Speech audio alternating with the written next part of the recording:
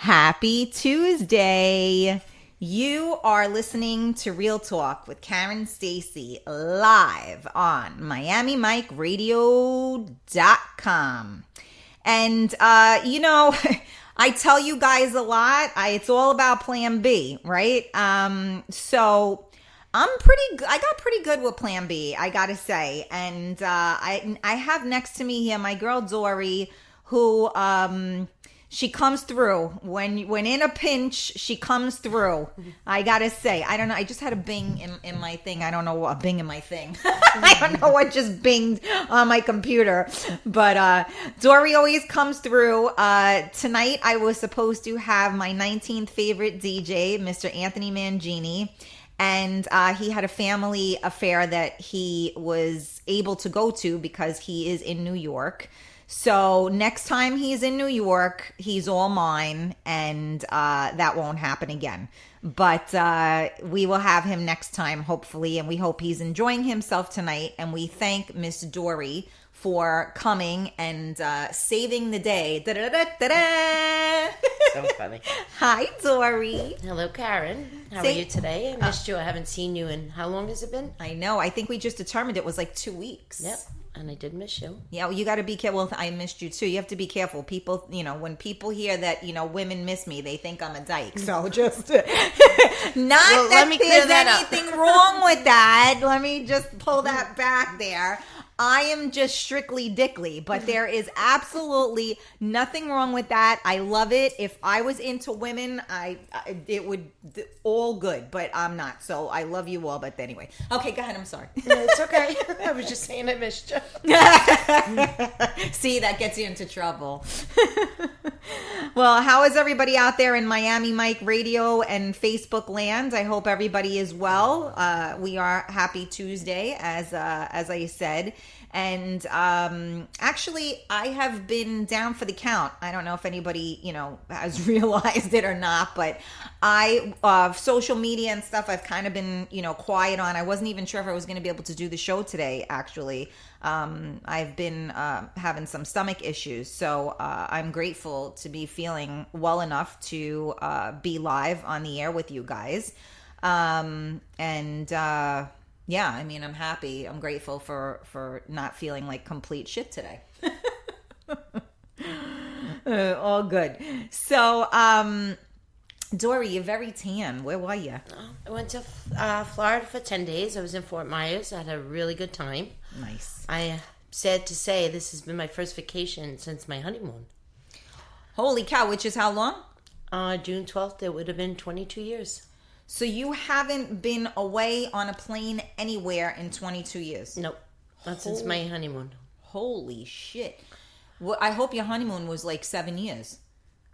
No, so were you away for like 7 years? No, it was only 7 days, and it was cut short because my husband's mother was sick, so we had to come back sooner.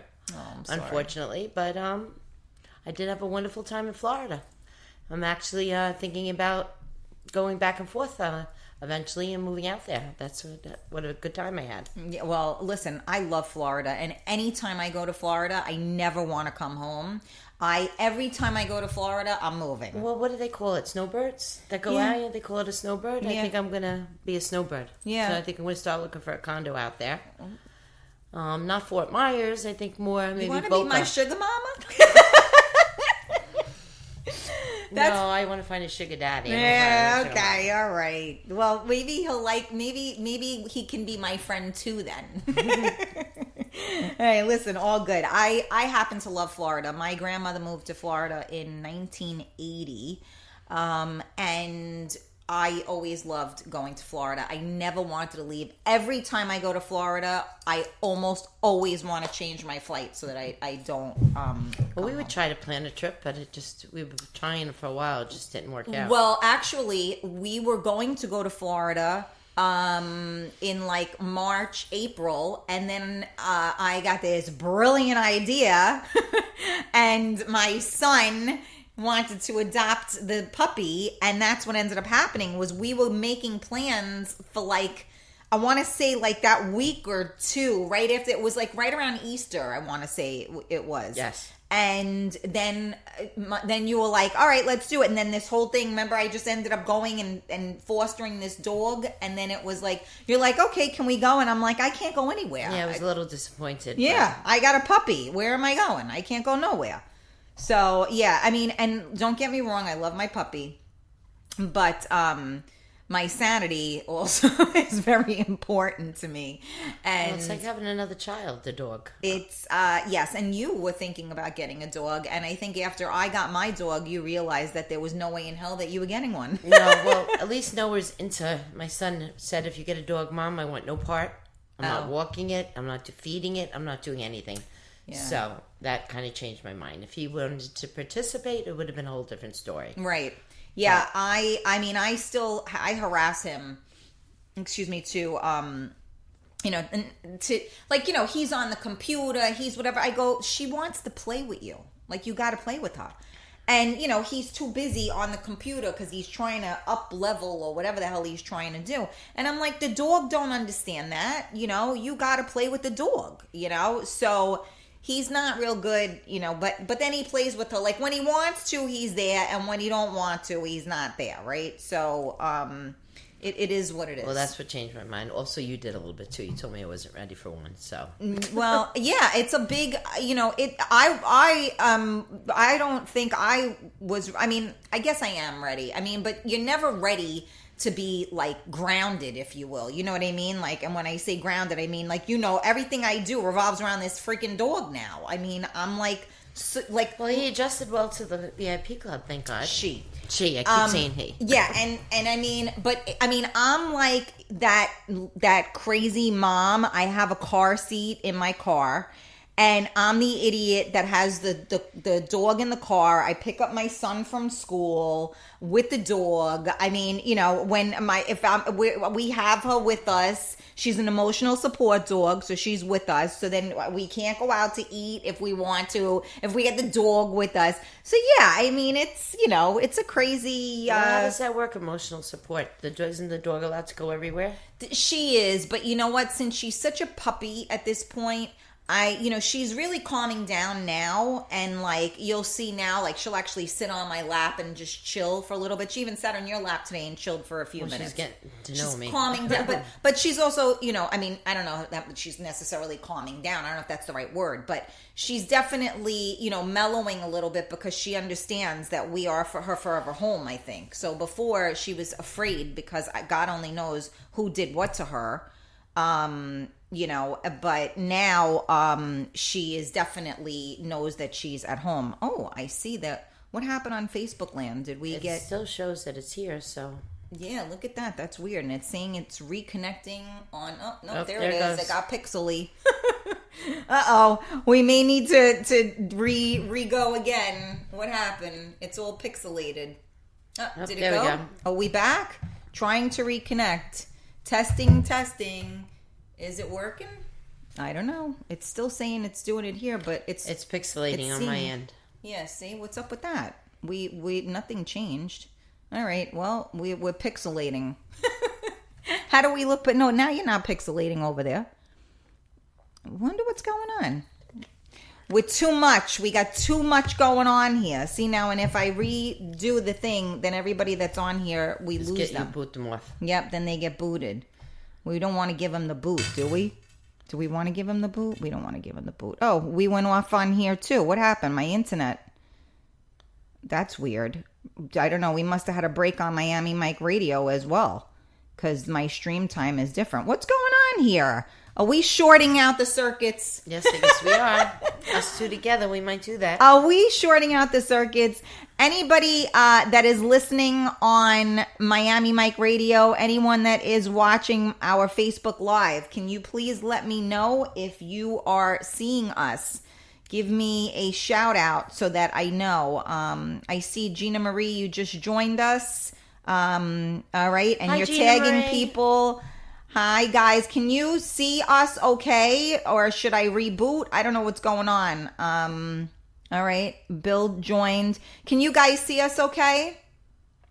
Are we here? We see you. Okay, sounds good. So I'm not going to mess with that I because can't see the screen. it's just, you see what happens? We're getting old. All right. So, first of all, you're listening to Real Talk with Karen Stacy live on MiamiMikeRadio.com. I apologize if we had a glitch on anything at this point because I see we got all shorted out here. So hopefully we are back and we are in business. And I thank you guys for joining us. Again, we are on. My Dori is my she jumped in. Hi, everyone. To save the day. Since we lost Anthony today. We didn't lose him, but he had a family. Yeah, I heard they're going to be in New York. Well, Anthony is in New York, but I heard they're having another event this weekend. Yes, I believe so. Saturday night is the album release party. So I can look up some of the details on that because I do not know all the details. As I said, I have been laying low, as you know. I've been out of commission for almost a week now. So I haven't really been up on a lot of things going on. There was a lot of stuff that went on this weekend. I know you went to one of them. Yeah, I stopped at Duo. I think it was Saturday night. I had a family party on the other two dates, so I couldn't make it, unfortunately. Right. But I usually like to try to attend to see everybody. But unfortunately, I had some family parties going on this weekend. But hopefully next weekend I'll see you all. Yes, I hope so. As I said, I don't have all of the info. I think that Anthony had sent me some of it, and I will review that later on to let people know. But this Saturday night at Noma Social, Radisson Plaza in New Rochelle, New York, is an album release party. So that should be a lot of fun. If you're looking for a place to go, that's the place to be. So now, Dori, some of the listeners, Miami Mike people, they know you because you have been part of the Miami Mike scene, if you will. But for the listeners out there that are just meeting you today, I always ask everybody, well, who are you? So, Dori, who are you? That's a hard question. In what terms are you asking? I mean, I need a little more. Well, I ask the question. No, I ask that question all the time. I always say, "Who am I? Who are you?" Dori. I mean, I don't know how to answer that. Well, what makes you Dori? You're killing me, Karen, right now. Okay. I just me. I'm an honest, open person. I try to be me all the time. Okay. I don't mislead people or right, I but don't who judge. But who is Dori? Okay, let's where did you grow up? I am originally from the Bronx, Pelham Bay area. I grew up. I got married. I moved to New Rochelle. And then for the last 18 years I've been in Rockland County, and I currently just moved back to New Rochelle within about 6 months. Okay, and what about, did you, what field of work are you in? I am in the car business. I am a warranty administrator for Rockland Nissan. Currently I'm on the disabled list, to put it that way. Aww. Currently, hopefully I'll be back there within the next month or two. In the meantime, just trying to enjoy my life. Getting it back on track finally. After a few, curveballs, quite a few curveballs I've had thrown at me in my life, and I could finally say I'm at a happy place in my life right now. Well, God bless. A happy place is always a good place. So you are, what is so you're single, married? What's your situation? Unfortunately, about 5 years ago, my husband was diagnosed with stage 4 pancreatic cancer, and he fought hard. He was in remission, and unfortunately, we lost him to a stroke due to the complications of the cancer, the chemo, and we lost him. It's about 3 years, and it's harder for me, as for my son, to think about the loss I mean, we as adults are. It just as a child, my feelings for my son is what is really perturbing me, and it hurts for him. So you're saying that it hurts you more for your son than it hurts for yourself? Is that what you're saying? Well, I had a wonderful 27 years I shared with my husband, and I wouldn't do anything, change anything back in my life. Unfortunately, it wasn't my choice.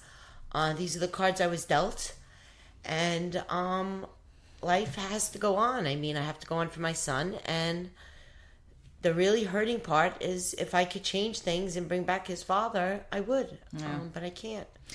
But my worries and concerns are how he's handling it. And unfortunately, he's not that open that expresses it to me. So that worries me as a mother. And how old is your son? My son is 19 years old. He's in his first year of college. I'm very proud of him. He's got a 4.0. He's on the dean's list. So obviously, some coping mechanism is working, because he wouldn't be doing so well if he's doing better than I think. In other ways, he's showing me. In other ways, he shuts down, and so do I sometimes. Still shut down. Maybe do you feel that maybe does he bury himself a little more in his schoolwork? Do you feel that maybe that has something to do with how great he's doing in school? I think that he does. I think that. To be honest with you, my husband didn't like social media. And I think, I'm saying it on social media, I think it's being a problem with the children growing up today because they're buried in these games and these phones, and we too are getting wrapped up in it a little bit too. And I think it damages social skills a little bit. And I think that that's having an effect on my child. He's currently working for the summer at Salesian at a day camp, so that's a good thing. That'll get him out there a little bit, right, and off the game, right? Because he's constantly on that, what is it, PlayStation 4, killing people and whatever he's doing. Yeah, I don't know, Fortnite or whatever. I don't even pay attention. It's a to the language games. In and of itself. But to me, that is an issue today with the kids growing up, and but we allowed it, Like I said, my husband didn't like social media. I was not on social media as a married woman. 6 months before we lost him, he was encouraging me to get back on social media. In a way, it was good for me because I reconnected with a lot of friends. I made a lot of new friends, pushed me to get back out there and start living again. And I am grateful for that. Even MMR at this point, meeting, that's how I got to meet you. Through the MMR crew, and that has had a big effect on my life. So I'm grateful for all of that. And like I said, he didn't like social media, but he was encouraging it for me to reconnect with a lot of my friends, because as a married woman, I lost contact with all my friends. It was all about being a mother and a good wife. Well, I mean, obviously, I mean, I'm asking questions, because I'm asking for the listeners, and I do know you. So, I mean, you grew up, your family is very old school. You're, and that was the way, like, most people today, I think if they were, and again, this is not the beliefs of Miami Mike Radio. This is my own personal opinion. I think that if people were married and kept their private life private, that there would be a lot less problems in people's marriages or relationships. I totally agree that certain personal things should not be aired. Relationships, things like that should not be aired on social media. Yes, pictures and things like that are fine. Sure. But there's certain things that should be kept. But even that, I mean, you see these memes on there and it's kind of funny. They're like, everybody breaks up on Monday because of all the people that were, all the things you tagged in, over the weekends or whatever. But, you said, while you were married, you were, home and you were, a wife and a mom and, you weren't on social media. I did a little bit of both, and my husband hated when I had the phone in my hand. He didn't tell me not to go on social media or anything like that, but I remember when we would go, like in the bedroom, for instance, he would say to me, I'm going to break that fucking phone. Put it down. This is our time. This is our place. Put the phone down, and that's it. Don't worry about nothing. He would come home from work, and the minute he was with me and my kid, the phone went off. He goes, I don't give a shit. Anybody that got to get in touch with me, either they call my house because they have my number, or tomorrow's another day. So, I do think that social media has its pros and its cons all the way around, right? So is it good because it gives us an outlet and it gives a way for people like you and me, like you were, not under a rock because you were living your life in a different place, right? So now my life changed. Life changed, unfortunately, and it has helped me to reconnect with friends. I made a lot of new friends. I reconnected with my old friends. Some of my old girlfriends, like Lisa, and I hadn't seen them. The last time I seen them was my wedding. They were at my wedding. Yeah, and I know I moved far away, but I chose to live a different lifestyle, and that's what marriage is about. And well, every marriage is different, right? So, if your husband doesn't like social media, I respected that. Exactly. So then you're not going to sit there, social media is not more important than your husband, No, instead I had friends over, we had parties at the house, things like that. It's not like we didn't. It was just a different way of socializing. Absolutely. Which he was the life of the party. We had parties at our house all the time. It was like a fun house. We were always entertaining, and that was enough for me. I did try to sneak on once in a while, I'm not going to lie, to see what was going on. But, you know what? The grass is always greener. Yeah, you thought, but... Right. Like I said, for me, right now, it worked. It got me back out there. I met a lot of great people. I'm repeating myself again. But no, you can never say enough nice things about people, so that's okay. You can repeat yourself. But what I do find funny, though, is, and and we've seen these things too, right? How let's say Facebook, Instagram became like a more of a pickup place, if you will, than like Tinder or that I agree. You get a friend Bumble request, or something. You get a friend request and then you get a dick pic 3 seconds later. I don't know. Thank God I never got dick pics on social media. I only got one, and I Did erased you? it quickly. Oh, I'm not that's going to mention who. Oh, okay. But I've only gotten one. Okay. But I don't think it... I don't know. I found it funny, and I just deleted it and left it at that. But I don't believe in that, sending pictures like that and things like that. Kind of was brought up. My parents are a little bit old-fashioned. Believe it or not, Karen will know we're out, and I get 52 messages from my mother. Yes, they are worried about me, but I'm 52 years old. I know, but you're also my age online. That's okay. Right? That's all right. She was kidding. But you're 46. I meant. But but your family is there for you, and I know. I have to say, I have a great family, and a support and the love that my family gives me. You're very blessed. I'm blessed. You're very blessed. I am. You're I very have blessed. I have a great family, from my sisters to my brothers to my mom, my dad, my aunts, uncles, cousins. I have a big family, and I have a great support system, including my friends. Yeah, you're very blessed with that, because I know we had that conversation, because I was saying how, my son, doesn't have any,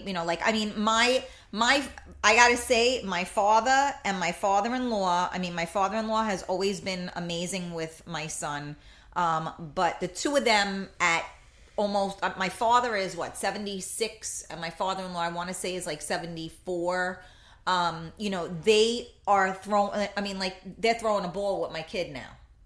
Which is pretty awesome. Although, as I said, it frustrates me a little bit that, my husband had all of these friends that, should come and throw a ball with him. I agree. Family members, anybody. I feel for you in that aspect, because I had my brother Michael and my brother-in-law that just kind of took over conversations where my son needed to have with a man. Right.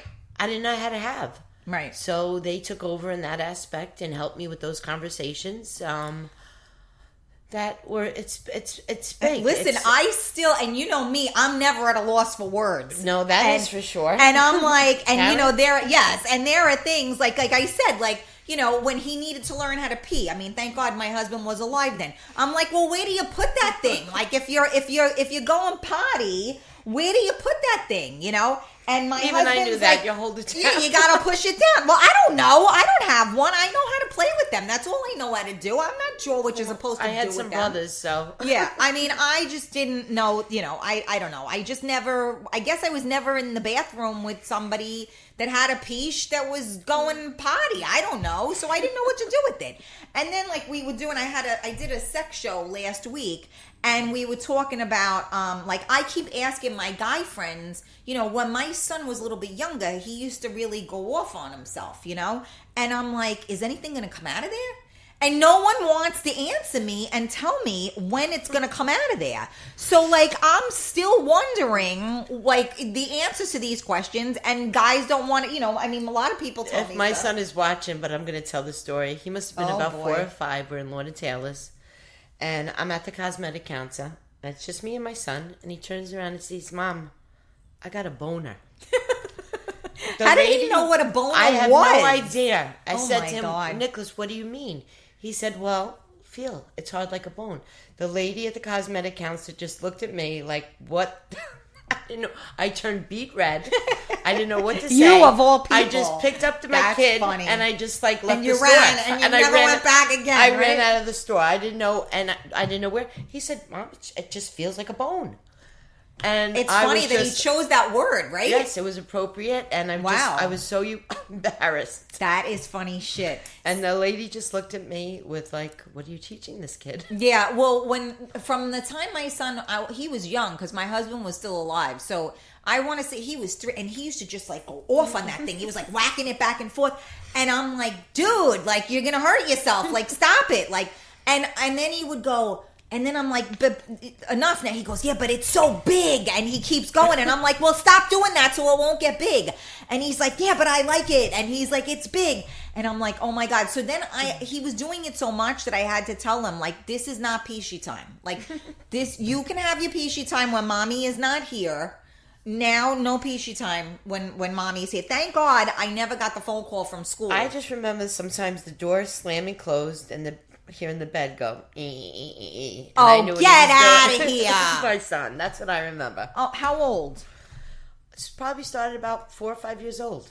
Early. What the hell was it on the bed? What was he doing? Well, he used to have something you called jerk- Elmo Oh, that he was vibrated.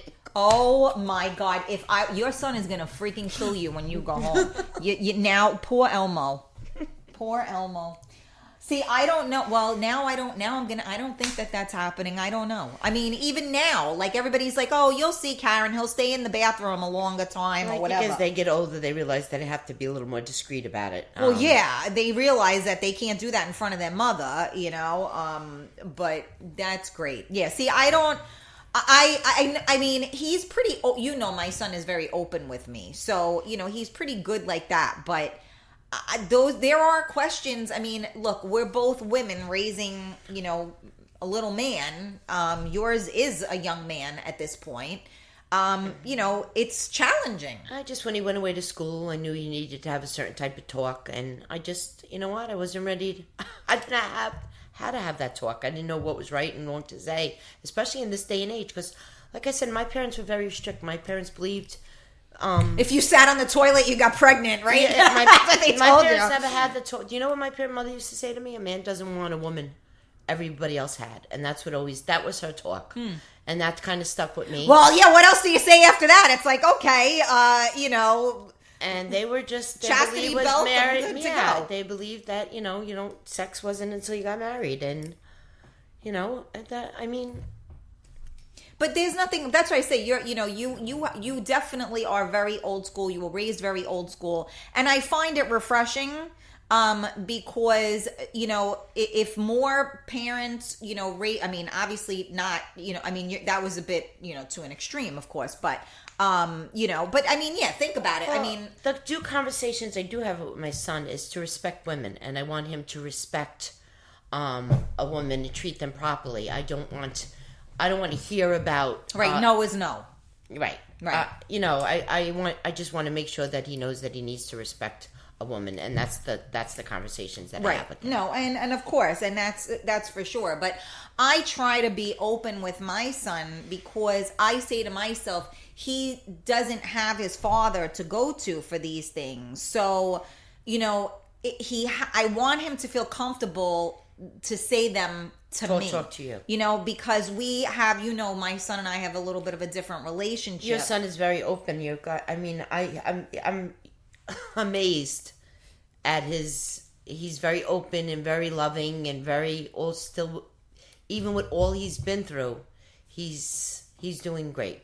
Thank you. He really is, and I know it's all you. I know it's all you. Well, thank you. Unfortunately, you don't have the support, and I've had a lot of help with my child, and even it's a younger age too, so it's even harder. Right. A 16 compared to losing your father at 6. What was it? 5 years yeah. old is a big difference. Sure, but at the same token, at 16, I would imagine that there's much more anger that comes with that. We went through an anger stage, punching walls, right? Of course, yelling and screaming at me. The first year was a tough one for him. But it's I hate to say it, but it gets better every day. And like I told you before, my husband was prepping me 6 months before. He would say to me, "I'm not afraid of dying, Dori. I'm afraid of leaving you and my son." And he was prepping us and made me make promises that life will go on. He used to say, "You're a beautiful woman," and he used to then tease and laugh and say, "I don't mean 2 months after I passed." He'd make a joke out of it because that was the sense of humor he had. He had a great sense of humor. Well, he was trying to lighten it because he knew that it was a lot for you. Do we have to have this conversation, Frank? I don't want to have this conversation. Right. He would sit me down and say, "Yes, we do have to have these conversations." Right. His biggest thing was to make sure that his son went to college because his son used to tell us, my son used to say, "I'm not going to college." Mm-hmm. And after his father passed, he said, "I'm going to fulfill my father's wishes and dreams," and told me I am going to college. And he got 17, and I got a scholarship to every single school he applied to. Which is amazing. And his father would be very, very proud of him. And that's what you have to keep, and I say that a lot. Those are the things that you have to concentrate on. Yes, those are the things that make me go on and make me move on. Right. Well, and you have to, because they need you to do that. But certainly, like I said, your son at 16 years old, they say also, at least Dr. Phil says this, same sex parents, if you lose the same sex parent, it's even more difficult because I guess they're the role model for them. So it does definitely have its well, a boy to a mother when they're young, we're the nurturing, we're they're very close to us. But then as they get older, daddy's out playing catch with them when they're getting to that age. Daddy's out taking them to baseball. So he became, in the first 12 years, he was mommy's boy. Yeah, but then it was daddy was his best friend. But they're always mama's boys.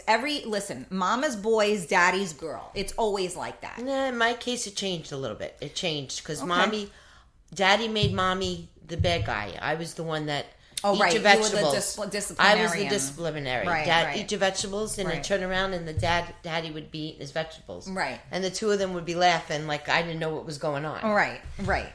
But these are the things I remember. I would get mad then, but I find it. These are the good memories that you have.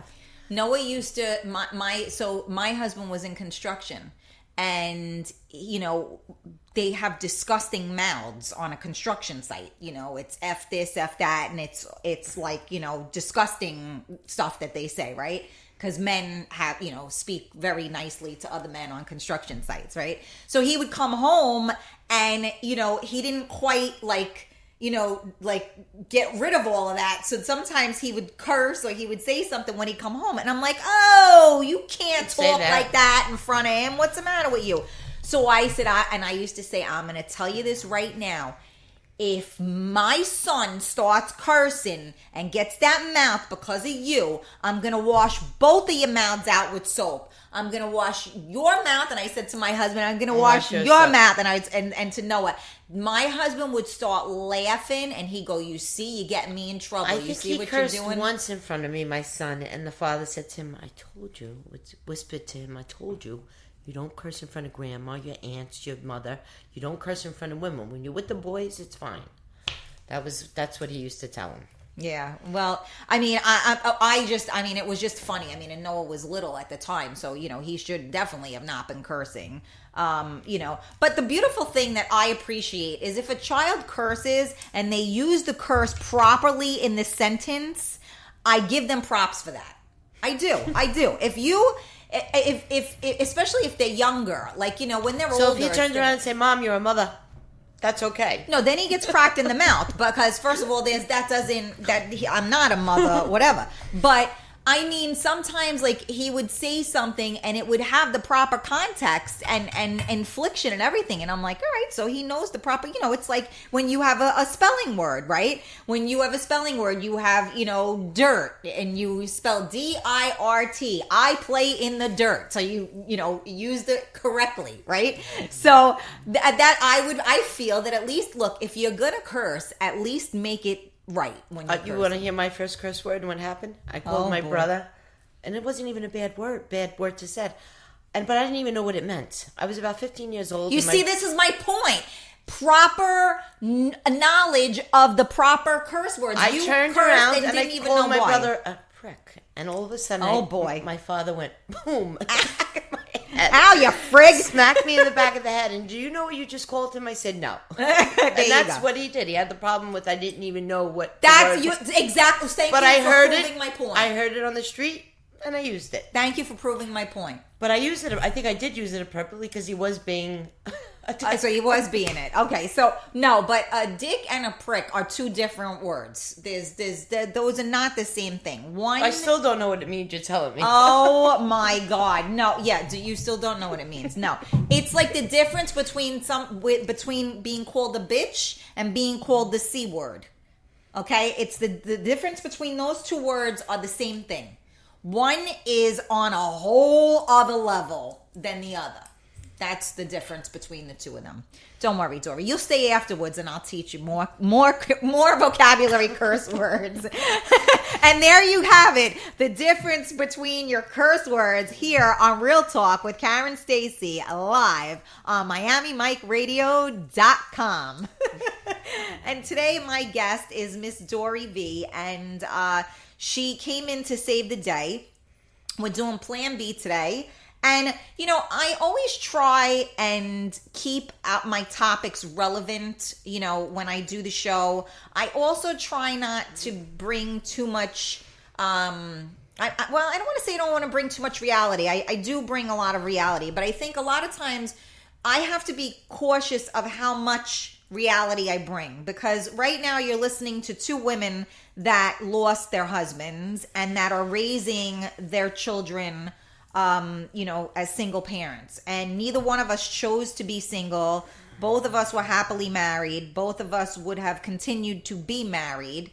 And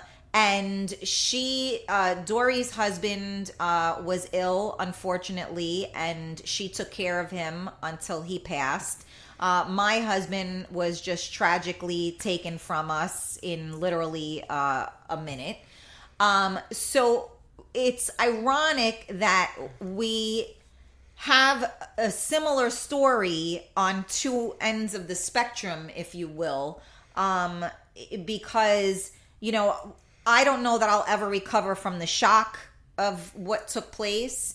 And, it's also difficult, for someone in your position that had to watch someone that you love deteriorate. You deteriorate and you see that they're in pain and you don't want them to be in pain. And I hate to say it in a different way, but you want them to be at peace. You don't want to see 100%. Them suffer. Listen. So no matter how much it hurts and how much loss it is, you pray for them to be at peace. You don't want to see them suffer. Right. And it got tough towards the end. Yeah. I mean, I can't compare it, but I had people say, and I think people just don't know what the hell to say when you lose somebody. And I had people say to me, well, you know what? You're lucky that it happened that quickly and you didn't have to watch him suffer.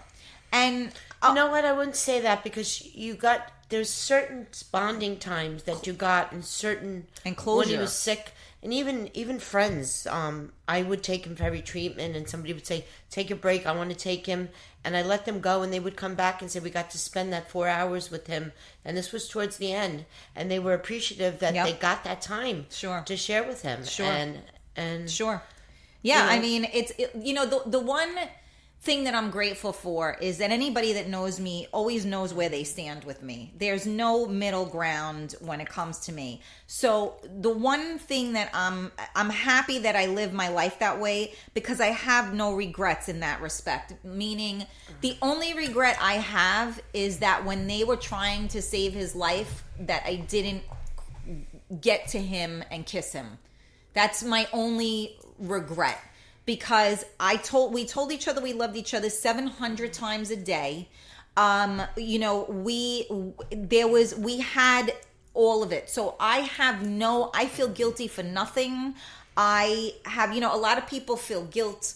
A lot of people, especially if it happens like that. Like, I know you said you made peace. I made a little peace because they were talking to me about they had to put him in hospice, and I'm like, he's not. He's coming home with me. I mean, he was in the hospital 90 days. I never left that hospital. Yeah. I was at that hospital by his side. I was afraid to go home. I'm sure. I was afraid to leave. But I gave him that kiss, and I said to him, "That's right." And he squeezed my hand, took his last breath, and closed his eyes. Well, you told him that you were going to be okay. I told him, yes. I told him, if you're tired, it's okay. Right. I don't get upset. And you know what? And that is something that is the most selfless thing that you can do. And you know that my mom is, not well as well. And I have said that to her before, because I know that breathe. It's you have to give the person, they're fighting for us, right? Because he's in a better place right now, right? He's not in pain. He's no longer sick. He is soaring high. So we are grateful for that, right? You said you're grateful that he is at peace, right?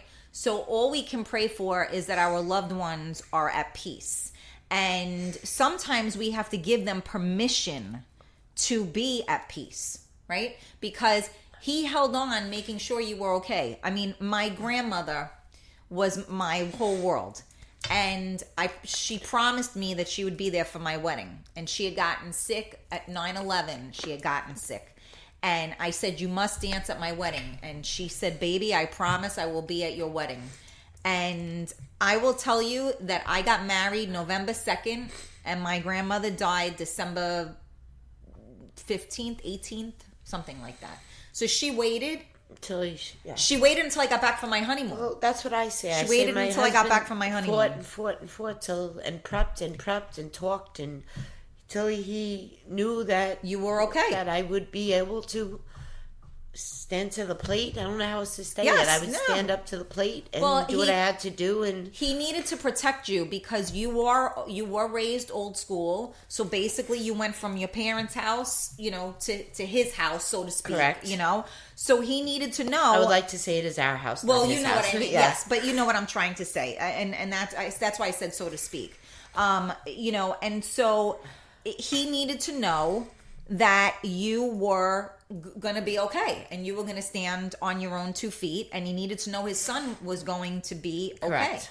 So, and he had that, and I guess that time is precious, right? And that's why I say we're on 2 different ends of the spectrum. And the sad thing is, Dori, is that you and I you would think that we are not part of the norm, right? So when the last time I was at Noma, I had conversations so you were there. There was another woman who lost her husband the year after I think I lost mine. And then there was a gentleman that I met actually last summer, and he lost his wife. It's going to be 2 years as well. So in one room, there were 4 people that lost their spouses that were all under the age of 60. And that's what I knew. So I don't know what the whole room look like, but I'm just saying, for four of us that were in the same proximity, that share the same story, you know what I mean? And so it's crazy, and that's why I say all the time, I bring it up on the show, and I know a lot of people, sometimes, you know, people, this is a lot, and it's deep for people, and if you I can't... hate to say it too, you start to question your faith, because there's Yes. so many bad people out there, and that live forever. 100, and here we have good men that... 54, my husband passed away. How old was your husband? 43. And it's not fair. No. It really isn't. And you start to question your faith and your belief. And, you know, it's tough. It is. It is, but you know what I've learned from this, I always, and I've said this before on the show, we're never going to know why. So the question at that point is what? What am I supposed to learn from this? What am I supposed to get out of this? So, you know, my life, obviously, both of our lives have changed since we lost our spouse, right? Obviously, you know, not necessarily in good ways, but we had to take that and turn it into something to manifest a great life, right? Because we have our sons that are looking for us for and guidance. we want them to be the best men that they could be as they grow up. And so we have to, in my opinion, I owe that to my husband. The way I feel is that he chose me to be his wife, and he chose me to have his child. I agree. Therefore, it is my responsibility to step up and step up to the plate. Everything that my son needs, and whether it's a mother, a father, a best friend, you know, whatever it is. And I remember saying to somebody a couple of years ago, I dated this guy for a quick minute, and I remember a quick minute, and he was like, we were talking about, my son was doing baseball at the time, and he goes, well, you got to go, you know, throw the ball with him so he could practice. I go, I don't throw balls. I don't know nothing about baseball. And he's like, well, you do now. And that was like a rude awakening for me, but he was right. Like, well, you know what? Figure it out. So, like, you know, I went to do it. Now, you know, everybody knows me. I'm a girly girl. So I'm throwing the ball. I look like an ass. I can't throw the ball. My son is looking at me like, really, Mom? That was a throw? But, you know, I did it, right? I tried. You try to do it, and you do the best you can. And sometimes you don't do so good. But you know what? They know that you're trying, and they know you're there, right? And so... You know, and I don't know how you feel, because I know your son wasn't around as much, like he was in school and stuff, so you had a little more time to yourself, so to like you know, like me, my son heard me, you know, I didn't want my son to. I would watch videos over and over, and he finally, for 6 months. I mean, oh yeah, right. I he shut finally down. made you shut. I shut down. Made He you came, shut took him, right? him. Yeah, he said to me, "Mommy, we're not ready to watch this." In certain times, he did step up. He did step up and say, "Mommy, this is it. You can't keep watching this." Right. And I would put it over and over and over. And finally, he came in and he actually took it away. And this is the reason why we are grateful to have them, because you know what? When you go through that, like you just said before, you question your faith, right? So I have my parents' house across the street. We had a neighbor, and the husband passed away. I'm just bending down to pick something up. So. Okay. So the husband passed away. So I saw the wife, and I said, you know, how are you doing, and you know, and everything. And so, you know, like I gave her my condolences, and you know, she was like almost like I don't know if you find this, and I'm not trying to triumph anyone. So, like, I don't want to have the worser situation than you. You know what I mean? So, like, she's like, well, like, she couldn't compare the fact that I lost my husband to the fact that she lost her husband, because they were married longer. So, you know. A loss is a loss. I mean. Exactly. I mean, there's no. Why would anybody compare? Well, because she was hurting so much that no one, when you're hurting like that, no one thinks that you can understand that pain. You know what I'm trying to say? Like, when you and I are having a bad day, and I say to you, you know what, today is you know what I'm feeling at that point. And it's not because, you know what it's because a loss is a loss. Sometimes is a loss. what helps, what I find is there's so many other people in life that have worse Sure. lives and worse things in their lives, and I've had a good life. I shared 27 wonderful years, and I look back at that, and that makes it easier to move on, and not to move on, but it makes it easier to move forward because there's so many people with so much more hurt and loss in their lives, and that's a good way to look at it. But and not as fortunate as I am, not as fortunate to have what I have, and not as fortunate to have the loving family and the great friends and so forth.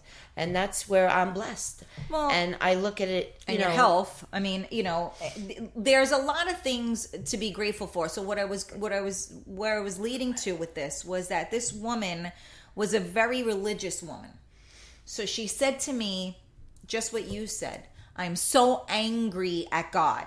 How could God do this to me?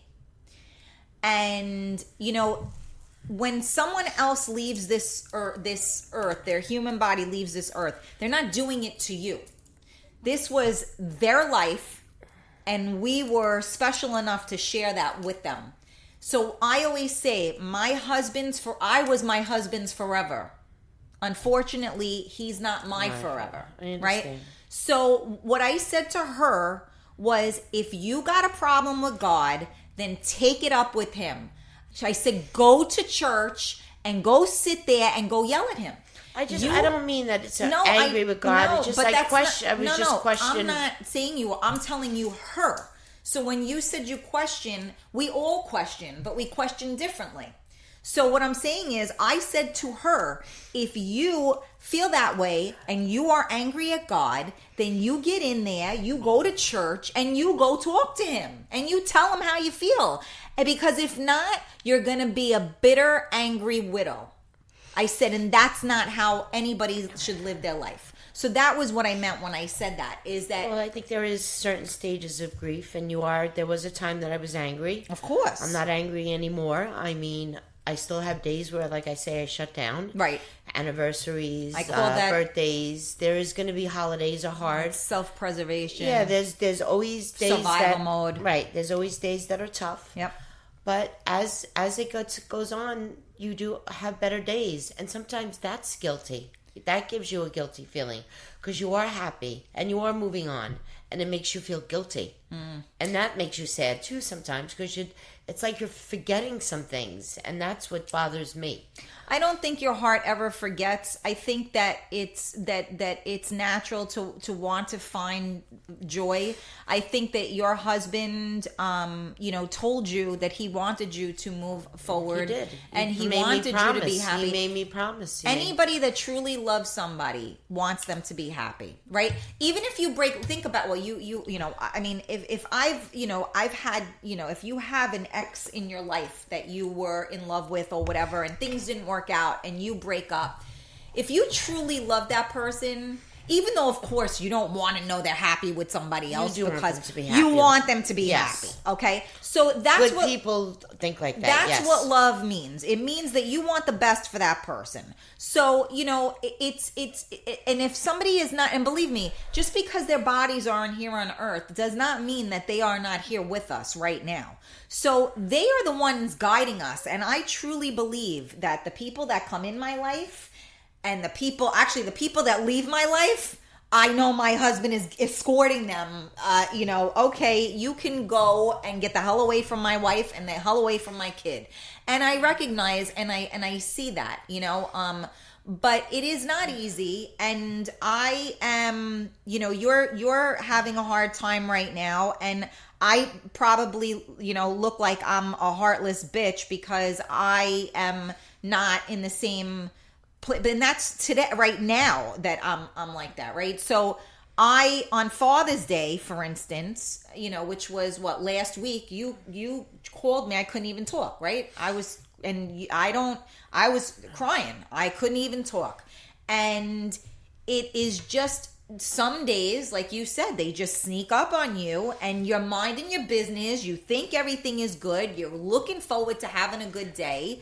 And then all of a sudden, this thing comes over you where you can't get out from under yourself. And sometimes the hardest the hardest thing is that you are moving on, and it's like I said before, it's like a guilt that you have.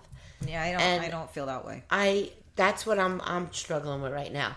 I am happy, and I'm having better days, and that's what I'm struggling with right now. Well, then we're going to have to talk about that, because there is no greater, that is the greatest gift that you could give yourself, your husband, and your child. Because being happy is what matters. And we know better than anybody that tomorrow isn't promised. And if you can have a great day today and enjoy yourself today, then you should. And you should have all of it. You deserve it. We all deserve it. Everyone deserves to be happy. I agree. Everyone deserves to be loved. Everyone deserves to be happy. Everyone should be grateful and thankful that for their health. Like you said, there are so many people out there that, and let me tell you something, it's not easy. And I've been down for the count for a week, and half of the problem with my stomach probably is my nerves. Okay. And, and I keep it to myself. I try not to let people know or whatever, but it is what it is. And we all deal with things differently. And it's not easy. And I'm 5 years into this, and it still kills me. Because it still hurts, and it's a part of who you are. But I've worked with people, and I don't feel guilty. I feel guilty for not being happy sometimes. I want to be happy. I want my son to be happy. Elmer J. Fudd is coming down with his mansion and his yacht, and we're going to go tour around the world, and we're going to live each and every day to the fullest. And, it is good to have a good support system. Like you said, it's nice to know when you have somebody, when you call me, some people are like, they don't even realize it. Like, oh yeah, happy Father's Day. And they don't even, it doesn't even, hit them. Like, hello, happy Father's Day. And again, like what you said, I'm looking at my son, because I don't know when he's going to lose it. And that's when you're hurt. It hurts more for the child. Absolutely. At this point, what they're going through. Because I don't know sometimes. I don't know how he's handling it. And that's what scares me also. And they don't know. And they don't know. I mean, truthfully, they don't know. And children innately just want to be happy. I was saying this the other day. Again, my son is younger than yours, so it's a little bit of a different thing. But I learned, even through all of this, when he first lost his father, as much as he hurt and as much as he cried, he still laughed, he still played, and he still lived and had fun.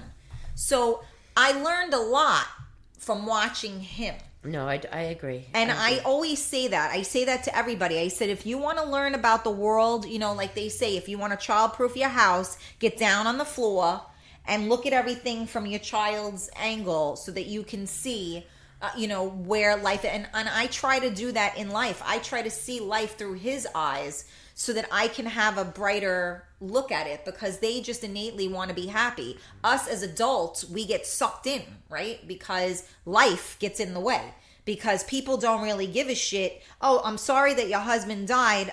The mortgage is due in 3 days. I'm really sorry to hear that. When will your payment be in? And you're sitting there going,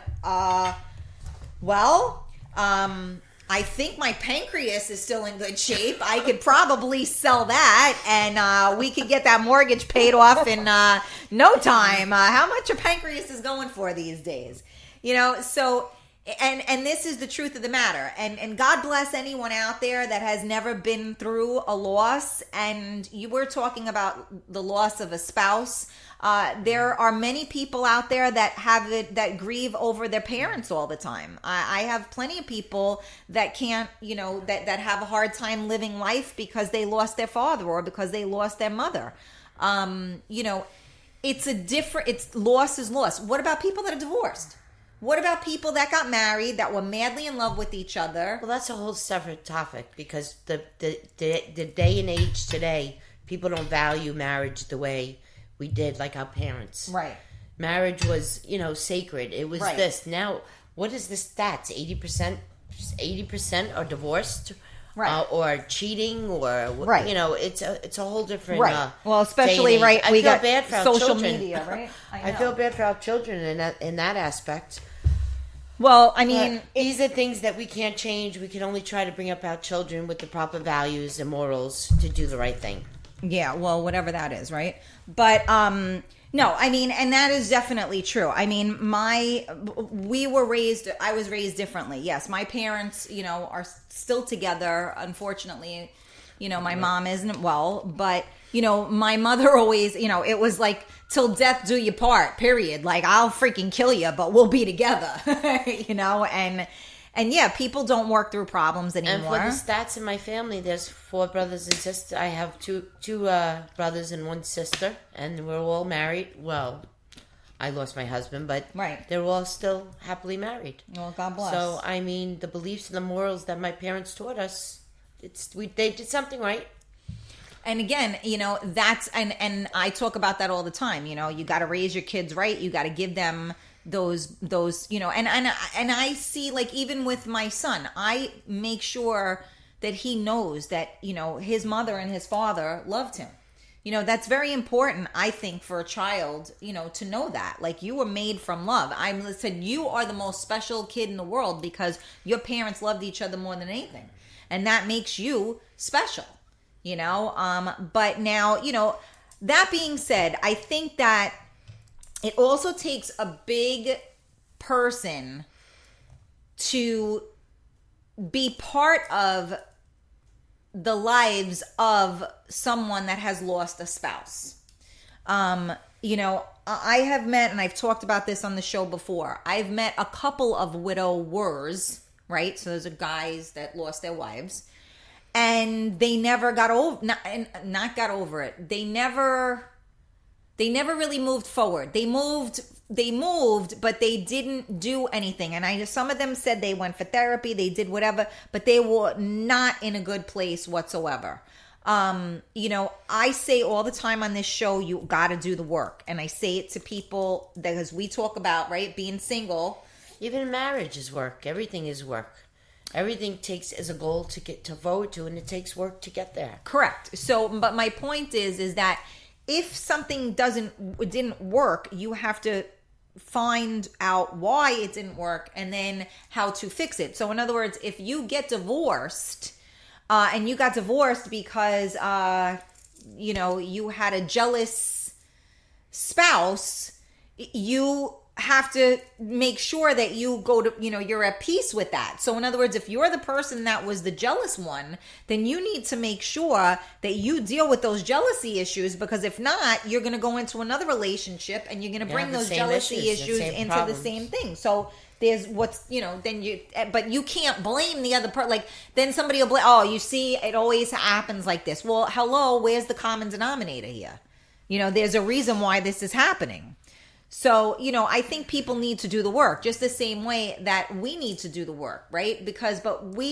They say that when you came from a good relationship, like being a widow, that widows move on faster than anyone else because of the fact that they had a good relationship and they know what good is. So they're going there again, as opposed to somebody who comes out of a bad relationship. And I believe that's true. And therefore they don't know what good looks like. Right? So we know what good looks like. So it's a lot easier to go to that place because we already know where that is. Even I've been fortunate, the few men that I've let a little close to me, they've been good to me. I really have to say respectful, and some of you guys know who I'm talking about out there. And I'm grateful for the respect and that they give you. There are still good guys out there. I know a lot of conversations, a lot of shows, we talk about how there's not, but I'm finding out there is still some good guys out there. Well, there's good and bad everywhere, right? And it's just a matter of who you surround yourself with. And well, I think I surround myself. We might have some arguments about that or whatever, but I think who I surround myself and bring into my son's life, I think I'm very cautious of how I do that and what I do. Well, and as and you have the type of child that you have to do that. See, my son isn't that kid. He could care less. He could meet you once and never mention your name again. I don't think my son will ever be ready for me to be in another relationship. And again, he's old. He was. I think it's his age too. No, I don't know. I don't know. I'm gonna have to sit down. To be honest with you, I am in a relationship right now, and I'm gonna have to sit down and have that conversation with him. As far as to start bringing that person around, because right. I want to bring him around, and I need to sit down and have that conversation. Well, I haven't had that conversation per se with my son, but and I'm not in a relationship, but he's ready, and he's just so used to me and having friends. I've always had a lot of guy friends. He's not that kid. You see how he is. You play with him today. He's lovable but he's like, I love being around him. He makes me happy when I'm around him. Thank you. He's always smiling, always right. But he's easy. He's like his father. He's very easy going, and when it comes to that, a great job. Thank you. But it's also his temperament. He's just that kid. If he meets you and if I have a guy come around. He could meet them. He could see them 20 times. And then if he don't see them again, he'll be like, oh, Mom, what happened to Charlie? And I'm like, well, I don't think Mommy's, going to be talking to Charlie anymore. He's like, oh, all right, well, I thought he was kind of cool. All right, no big deal. And that's it. He's completely, I think, done with it. Like you said, it's the age. Well, my son is being more protective, meaning... Oh, my son is, he's very protective of me. Right, but as far as protective, he thinks like he has to take over his father's. My husband was very protective. Yeah, but Noah's the same way. It's just, again, his father had a very live and let live personality, and Noah is like that. He's very just he's good either way. That's just how he is. He's very protective of me, believe me. No, I'm talking about more where you going, who you going out with. Yeah, no, I get those that. questions. I get that. I'm like, oh my God. I get that. I still get it from my parents. I get that. Oh, I know you do. Well, that's where he gets it from. I get it still from my parents. Where you going? Who you going out with? What time you coming home? I'm like, Abba. Yeah, but you feed into it too, because I tell him after he says that, I go, oh, excuse me, you don't ask me where I'm going, and you don't ask me what. I'll tell you when I get home. I get home. I went someplace Tuesday. I had an appointment during the day, and he right away I missed a call from him or whatever, right? So I texted doing him. it out of love and concern. No, I know, but and to be protective because of what we've been through. Nah, I think it's just a control freak thing. No, I think it's more. I don't like it. Well, in my family's case, it's more out of concern and love, and they just want to make sure that I'm okay. That's all. Oh. That's how I take it. So I brush it off. I let her say it. I know. I get it. I mean, it's nice that people care, but he starts with that nonsense with me, and he's like, Mom, you said you were going to be home 10 minutes ago, 20 minutes ago. Where are you? And I'm like, listen, is that, calm your nerves. You're fine. Stop asking me. But he's always been like that. I used to be like that with my mother. My mother used to call me the mother-in-law because I used to be like that. So, I guess the apple doesn't fall far from the tree. I'm starting to melt in here. Yes, it is. Oh my God, it's so hot in here. I'm going to start stripping. Meanwhile, my glasses, okay? These are transitional lenses, and meanwhile, they're dark. Tell me why that is. So now I can't see. So now I'm going to switch to the seat. Now this is supposed to be, this is normal now, right? Look what I just did. This is supposed to be, I don't know, I can't even see. I mean, it's ridiculous. These are transitional lenses. Do these look like they transitioned? I think not. There's no transition, and now these are all smudgy because of the I guess because of what I was holding. It's getting humid in here. It's getting hot in here. Yes, it is. So take off all your clothes. See, I need to start. Keep saying that. They're going to be asking you to take off your shirt. Especially if Anthony and Jeannie hasn't asked you to take your shirt off yet. Well, he's at his family's function. So he's not listening. So I don't believe he's listening right now. Or maybe he's listening on the radio if he's driving, but I'm sure he's not on Facebook Live. Oh, there we go. See that? Now I got red going on. All right, I'm dripping over here. All right, so you're listening to Real Talk with Karen Stacy live on MiamiMikeRadio.com, and I am talking to Miss Dori, and we are. What did you tell them my other name? Dora. Dora, Dora the Explorer. That's Dora. So when we first started to hang out together, anybody that knows me knows that I'm like a Mamadel. I've always been that way. Hen. Yeah, I'm like a Mamadel. I've always been that way. I need to know where everybody is. I need to know that everybody is safe. That's just me. So this one, we go out and I turn around and she's gone. So I'm like, where the hell is she? And so then, so I said to her, dude, you can't just leave me like that. I wouldn't leave the place. I would just go she would around just and see what explore. was going on. She would explore. So I would tell her, and then so afterwards, after like the first time that you did it, like a couple of times, I said to you, listen to me. If you're going to go doing your Dora thing, you got to let me know where you are and that you're leaving and you're coming back. So yes, you are definitely Dora the Explorer. But, you know, listen, you go into your own little world sometimes. I go into my own little world sometimes. That's how we deal. It's how we deal. And I try to explain to people that, you know, they don't get sometimes that we kind of, you know, this is how, it's a coping mechanism, right? So sometimes people, I've said this before, people see me out sometimes and she thought I was a stuck-up bitch. You know, I'm just in my own world sometimes because it's a lot to deal with. And sometimes you just kind of go off a little bit in your own little planet. And it has nothing to do with anybody else. It's really just your own. You were a little. No, I'm teasing. Listen, you we guys. We had that conversation, those arguments. Right. I used to say that she was. She was with her nose up in the air. Oh, my nose up in the air. That was. Yeah, it. not stuck up, but was that? What does the nose up in the air mean? That's stuck up. Whatever. Well, no, I love you, Mama. Later for you. Never mind you. Let's talk about me. No. So now let's talk about this though. So now being single after being married for 27 years, I mean, obviously we know that it's, you know, not by choice, but so now what does the world look like for a single woman that's been married for 27 years?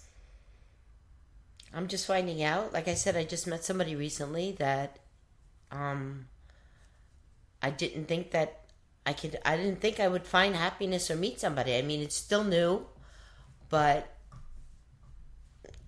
I don't know. I can't. Well, prior to that, this situation, I had no intentions, or it just happens. It's not that you're out looking for it. Just. But I don't mean that. I mean, now you're out. You were married and doing couple things for 27 years. Now all of a sudden you're back on social media, and now you're out. So what does that look like to you? It has its ups and downs. Sometimes I pushed myself to go out just to get out. Sometimes I wanted to be out.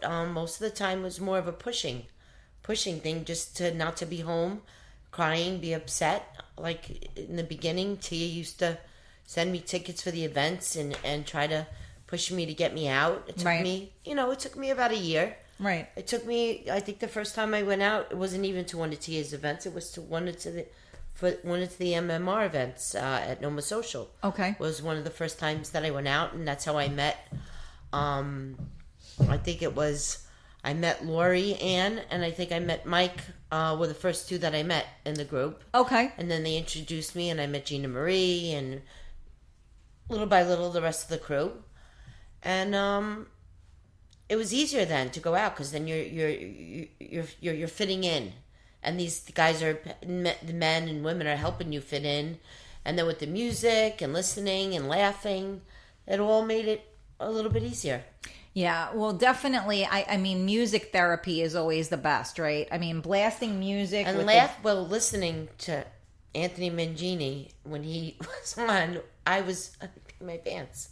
He was hysterical. So it would make me laugh. And well, he wasn't hysterical when you were at Noma. No, but I'm talking about listening.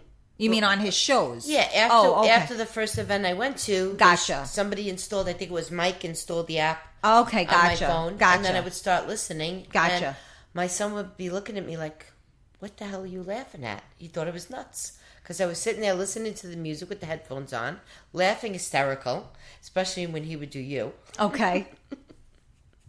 I found that hysterical. Okay.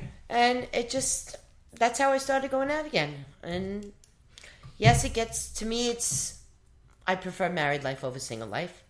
I prefer, I don't like the single life. But then again, that's all I really know. Right. I don't know. I've never really dated. Even younger, I had one boyfriend, and then I went to my husband. So I never really did the dating scene. And it was scary at first, but, like I said, every day gets easier and you move on. Yeah, you gotta be scared. There's the big bad wolves out there. There are bad wolves out there. They're trying to bite you. They're like, come here, my little pretty. But I think I'm a good judge of character of the people that I let in my life and close. And like I said, I have friends out there. One of them I want to say thank you to is Anthony, if you're listening, Carlucci. He had a similar situation, and he was one of the first ones that would give me some advice, and I would go to him for advice. And he's been a very, what's the word I want to use? A strong influence in me recovering. It's important to have as that. Being a man, as a friend, right. Being a friend and not wanting anything else. Right, like he wasn't looking to bang you. He wasn't exactly. He wasn't petting your hair and trying to push your head down at the same time. He was just being a friend and giving advice of being in a situation where a similar situation and being a friend. Right. And there's not too many men that you can have that are just interested in more of your well-being than, like you said, I hate that word. Just one that you used. Which word? Bang you. Oh, okay. Yeah, well, I mean, that's what it is at that point. So, it's all. But I, like you said, I'm blessed. I've had a lot of good people, and I'm not going to start mentioning names. You guys know who you've been out there. You've been one of them that have been a great influence, and helped me get through and to be a stronger woman than I am today. Well, you know what? As we call us warriors. Right. And that's it. I mean, they say, people come into your life for a reason, a season, or a lesson, right? So, that's what I mean, even though, we went through, I say this all the time, we've been through hell. But sometimes I still feel like I'm in a better place than a lot of people out there. There are a lot of people that are divorced and miserable and haven't dealt with whatever it is. And I mean, I've talked about this on the show a number of times. It's not easy. And then, it's different being in your 40s, your 50s, your 60s and being single and out there again and going out and, and all of that stuff that goes along with it. I mean, people that know me, anybody that knew me prior to me losing my husband, everybody I had that show, right, where one of my friends thinks I'm a party girl, right? I mean, you know this conversation. I am the furthest thing from a party girl. I mean, don't get me wrong. I like to have fun. And I am the first person, to enjoy myself. And I will be the life of the party. But if I went out, I went out with my husband. And if I went out, very rarely I did.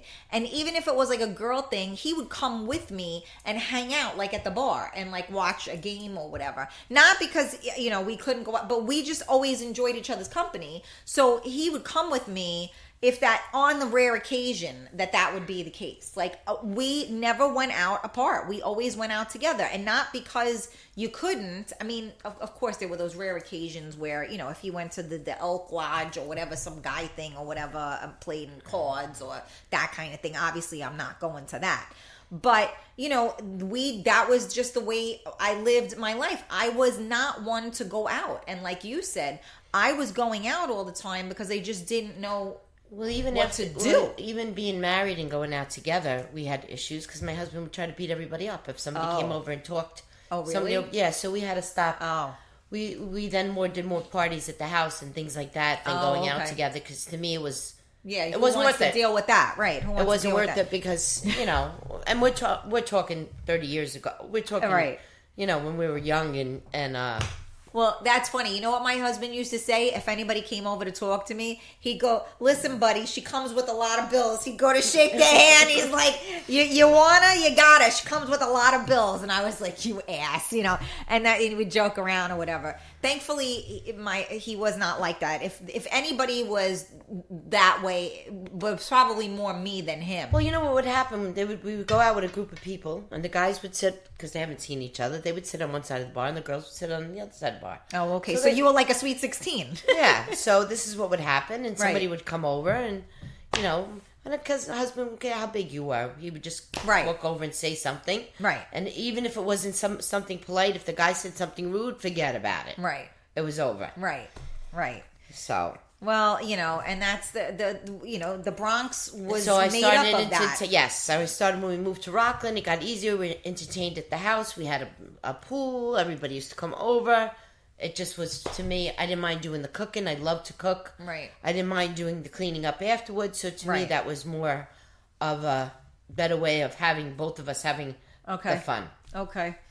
Yeah. I mean, we had fun no matter where we went, no matter what we did. But like I said, I don't need to go out all the time. I mean, I was going out and I was drinking like a fish, for a good while, because I just didn't know what else to do. There are times when, on Father's Day, that's how I was. I felt like I was going to rip my skin. Like, I just didn't even want to be in my own skin. I just didn't know what to do. And you know what? When you don't know what to do, you have a drink. Or if you're Dori, you have a piece of chocolate. Or just keep eating. She was having a bad day. And I mean, normally if I have a day like that, I either just stay home, or I'm like, you know what? Don't talk to me. I need a freaking glass of wine. I need my tequila. I need something. This one is like huffing and puffing. She's like, that's it. And she goes and opens up a freaking bag of chocolate and gets out one of those miniature little things and eats the chocolate. And I'm looking at her like, and I'm smiling because I like to eat. Yeah, and I'm like, I can't believe that she's like, because I'm like fiending like that for a freaking drink, and you're fiending like that to have a piece of I don't like chocolate. the taste of alcohol, so alcohol doesn't make me happy, but certain foods make me happy. So after I down we can tell by the weight that I've gained. So I'm looking at myself with I'm seeing the double chin. Well, I don't see a double chin, but that it's all good. But I'm saying, listen, we all have different coping skills, and everybody's different. So people go through hard times. Some people don't eat. Some people eat. Everybody has something, right? There's an outlet that somebody goes through. So dancing, music is a huge outlet. I know a lot of people that are listening in right now. That's what they do. I mean, I'm like that. The music, the louder it is, the better it is. If put me in the middle of the dance floor, blast that music, leave me the fuck alone. I am in heaven. I know it's hot. I'm sweating. You look kind of sexy though, I gotta say. You have that little like moist thing going on right now. I know I don't even know what to do with my hair. I'm like trying to stick it. I want to pull it off my hair. Oh my! You're gonna get me wet. Look at it. Right down my shirt, you frig. Really? Oh my God. We'll have a wet t-shirt contest in like 5 minutes. Oh my goodness. I'm not participating. I'm freaking soaked. Thank you very much. You know what's funny? These shorts that I'm wearing, believe it or not, I bought them for my son. And obviously they would never fit. I bought them for him. They would never fit. That's how I am wearing them. Oh my God. I know it's very hot in here. We're all melting. But you guys are listening to Real Talk with Karen Stacy live on MiamiMikeRadio.com, and me and Dori are chatting about being widows and moving forward in life and raising our sons as a single parent.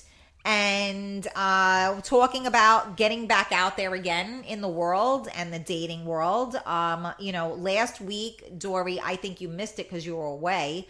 I did a sex show last week. So that was a lot of fun. And Dr. Ruth, I think I heard it. Dr. Karen, yes. I heard it. Karen. I heard bits and pieces And of by it. the way, I will be doing part 2 of that. I won't be here for that one. But Dori said no sex talk. So I cannot. Her mom said she's not allowed. So there's no sex talk with Dori. But I will be doing part 2. And I do have to say to everybody, thank you. I got a lot of feedback from the show.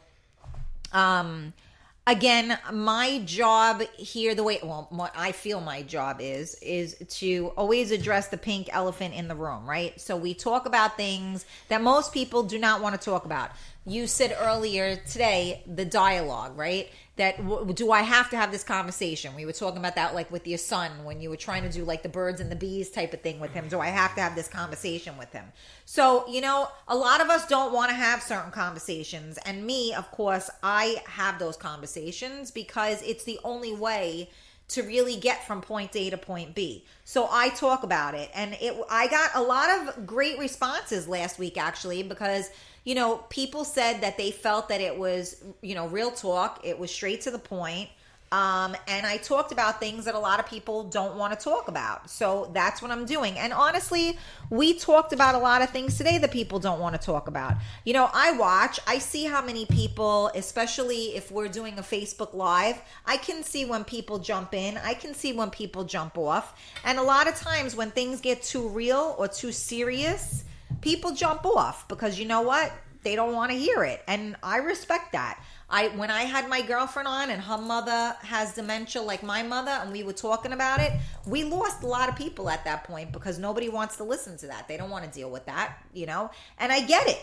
But you know what? It's things to talk about because people don't talk about them. So we were talking about healthcare and how horrible it is. And when you have to put your family member into these places that can be a 5-star place that, my mother's entire left side of her face was, completely bashed, black in every color in our entire face. And when you ask them what happened, nobody gives you an answer. And this is the world. So I bring these things up and I talk about these things. Some people want to hear it. Some people don't want to hear it. And that's okay. You don't want to hear it, you'll check back with me. I mean, hey, right? It is what it is because I'm going to talk about it. And I'm sitting here sweating my bahoobies off. Let's see if we can... Oh, I can't go down that far. All right, let's see. Should we read some comments? Sure.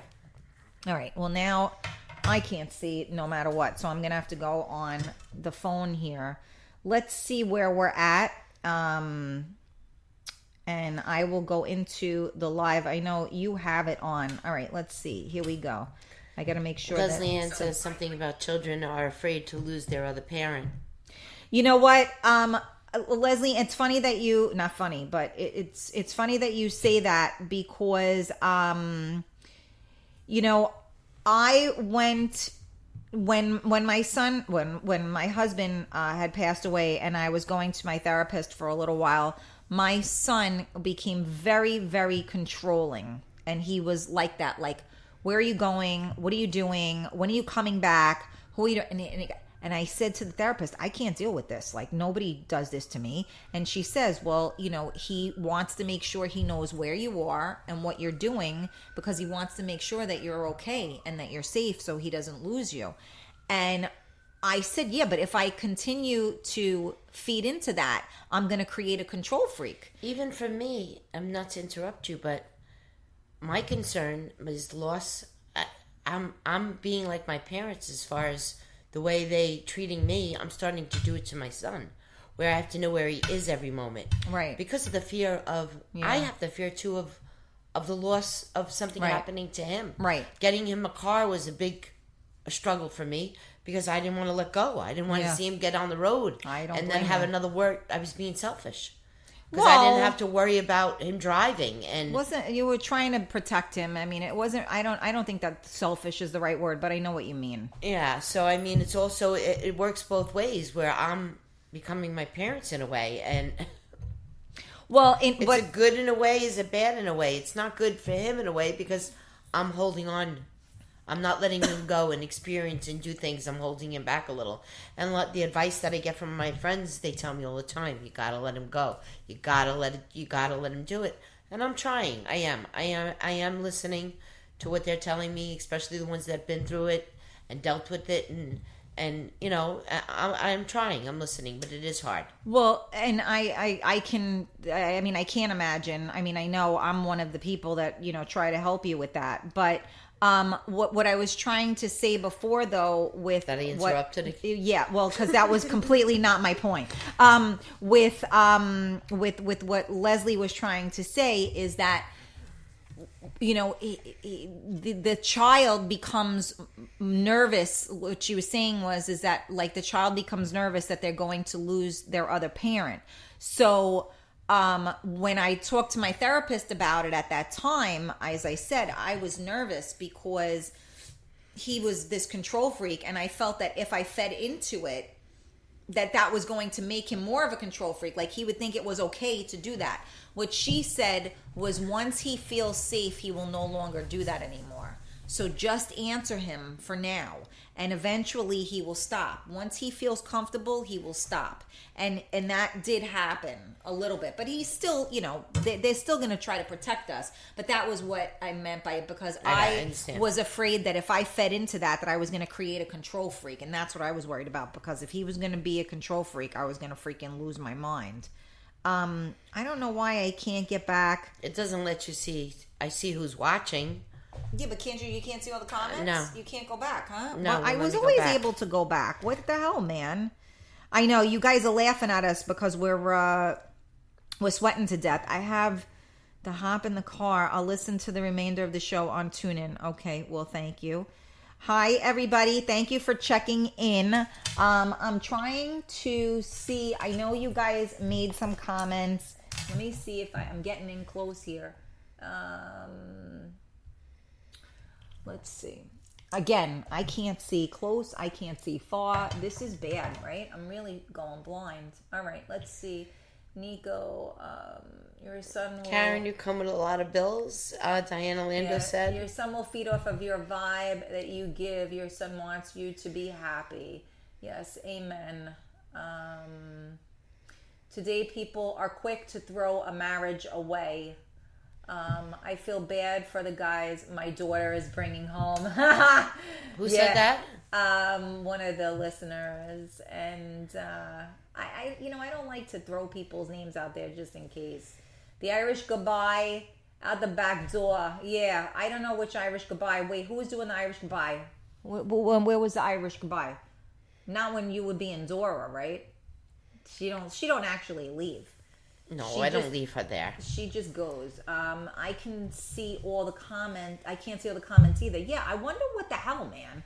I don't know what's going on here. It stops at a certain point. You only see the last 10 new ones. You don't see. You can't go back. Sorry, guys, but I've done that. I've gone back before. I've seen all of the comments before. Maybe is Facebook like changing their ways? What's up with that?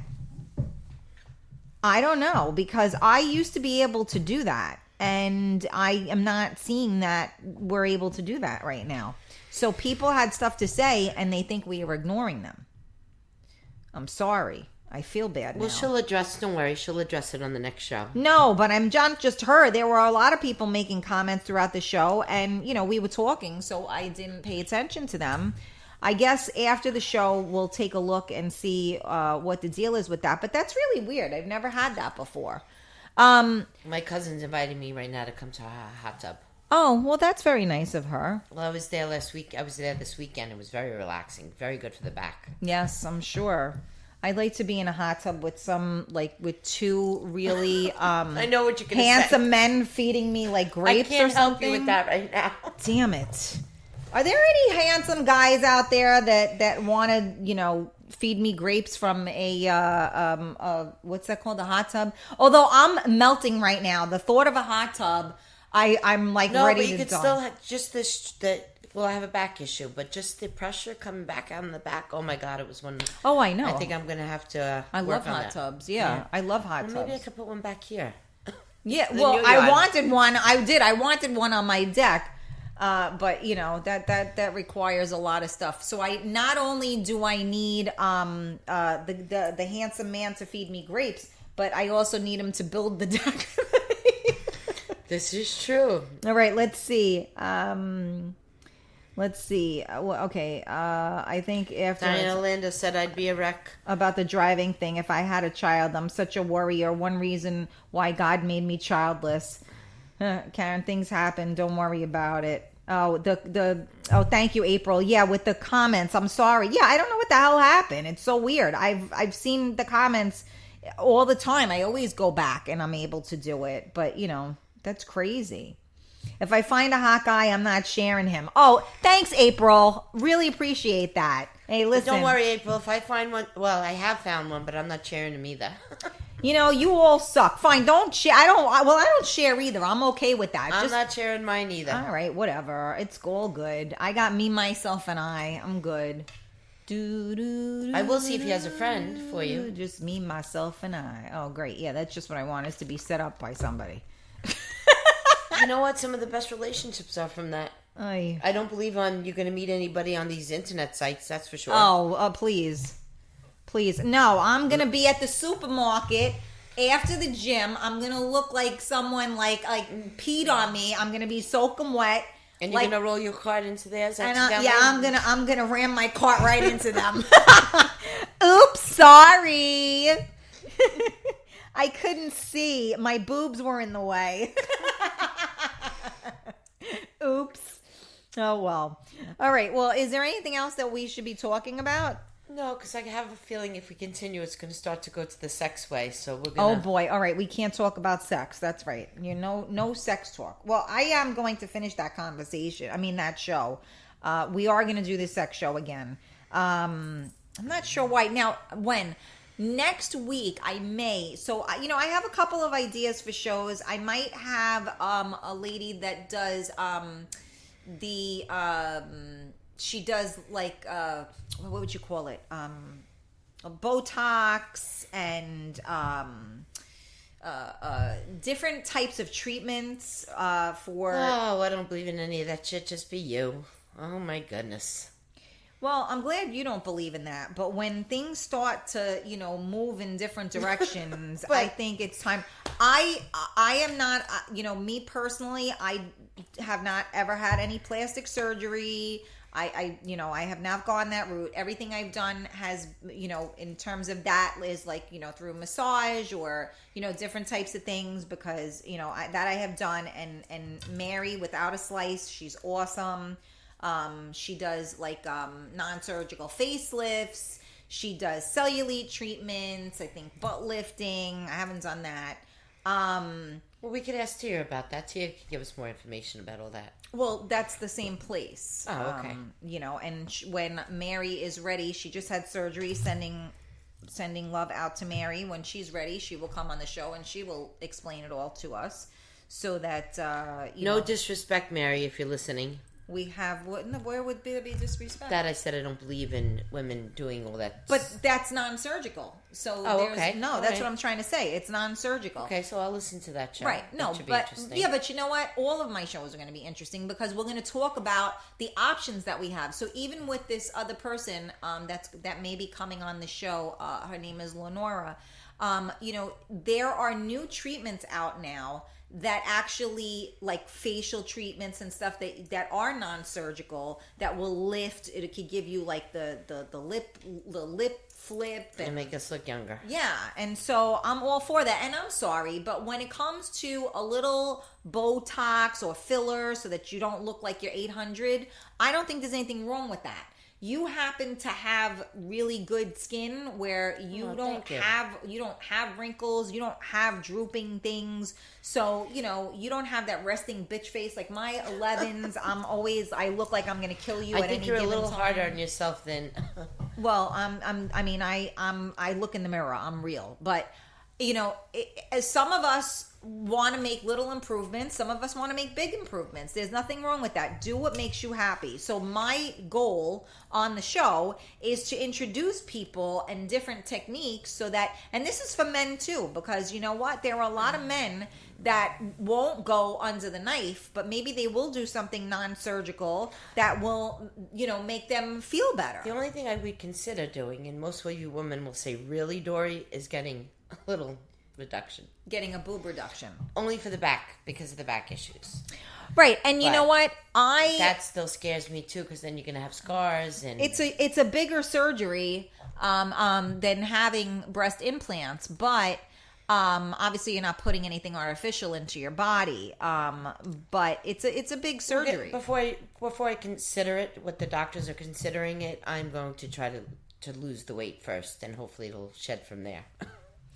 Well, if you have to do what works, and I know people, anybody that I know that has had a breast reduction, that felt the need to have a breast reduction, I don't know one person that regretted it. They all said it was the best thing they ever did. So, you have to do what works, Everybody is different. That's why, again, on the show, I like to just bring things to the surface and bring it to the table, because sometimes people don't even know that that's an option, right? Because if we do something, this new thing, this fibroblast thing, right? There's these little dots. They basically, they look like dots that they're putting onto the face, and this is lifting the face so that it's basically a non-surgical facelift. The woman Mary, that she does the Ulthera, it's a non-surgical facelift. I mean, that's unbelievable, the things that they can do now. I mean, eventually you're not going to need to go under the knife, because they're going to figure it all out. It's crazy. By the way, Karen had to give me a full glass of vodka before I went on the show here tonight. Yes. She's drinking alkaline water. Vaginal rejuvenation. Yeah, they do that too. I don't really know what that means. But I don't know what vaginal, I guess, if you have a child vaginally, I have no idea what it do they tear that bad boy up? I don't really know what that means. I would assume it means that they're making something smaller. Well, that's what I would mean. That's what I'm saying. So if you have a kid that tore it up, like you had vaginal birth, I don't know. That I can't answer. We're going to have to research that one, Karen. We need research. We need Google. Ask Siri.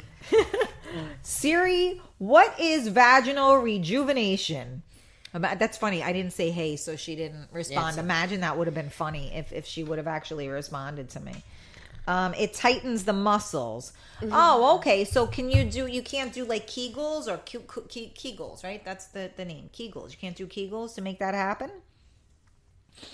I don't know. All right. Well, I am sweating to death. You have nothing else to say at this point. I am good. I think I said everything I need to say. It got a lot out. I think I looked at your questions and tried to answer them before you asked them. You're not supposed to cheat. I did cheat, and I was looking at your questions. You're not supposed to cheat. Well, you know what I do want to do is that Anthony did send me a text with all of the things that he's going to be doing this weekend. So he wanted to come on today, and he definitely wanted to let everybody know what he had going on. So I want to extend that courtesy for him so that everybody knows where to find him. So let me... I can't even post. I was trying to post his flyer.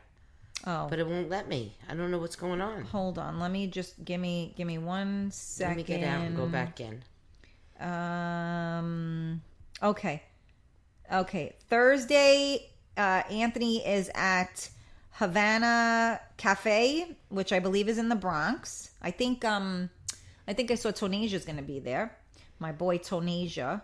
Friday, I don't know where he's going to be. Saturday is Noma for the album release party, which is in New Rochelle. And then Sunday at Dudley's. They're having something at Dudley's on the water. Really? Dudley's? Yeah, they're having something at Dudley's. I used to go there when I was younger. I know. And then across the street where Patsy's is used to be on the waterfront. Well, yes, that was called on the waterfront. Yeah, well, Patsy's I've been to. Patsy's I enjoy. I like. No, Patsy's. But Patsy's used to be called on the waterfront when we were kids. Yep. So, all right. So let me remind you guys that Mondays on Miami Mike Radio, we have DJ Luke at 1 o'clock and Paulie, a.k.a. the Portuguese Prince, at 6. The first Monday of every month, we have Rob Mush, Mind Candy Mondays. Tuesdays, we have Steve, DJ Simply Nice, at 1. And then, of course, Real Talk with Karen Stacy at 8 p.m. Wednesdays is a Loyal Listener Show with Hamilton Czar and May May. And then Thursdays is Michael Anthony at 4 p.m. And then Frankie Maggs at 8 p.m. Fridays, we have DJ Simply Nice at 8. And then we have Friday Night Sessions at 10. Then we have on Saturdays, the Ghazi Show at 8 p.m. And then the Saturday night dance party with Anthony Mangini at 10 o'clock. And then Sundays, we have Anthony Grimaldi. So we got a fun-filled lineup, right? Yes. I mean, that would be I can't say show because it shows. And this is 2 weekends in a row because they were in last weekend. They were in last weekend and again this weekend. Well, with the events, yes. Yes, there are a lot of events going on. I will say that sometimes I will say this, and I don't know if I'm going to get in trouble. Ladies, if you're going to Noma on Saturday night, make sure you bring a scrunchie because it gets hot in there because everybody's dancing up a storm. So make sure you got something to put your hair up. I don't know why I can't post his flyer. It won't let me. I don't know. Facebook is being difficult tonight. Facebook is definitely. Well, maybe I can't be. Oh wait, no, I know how to do it. I can't be in the. Okay, Facebook is giving us issues today. There it goes. I think I just did it. Okay, all right. So I think maybe but it didn't come up. That it's Dori. Here, it might be. This might be it right here. Oh, it's taking time to load. Maybe we're loading. Well, thank you for having me, Karen. Well, thank you for coming and filling in for us.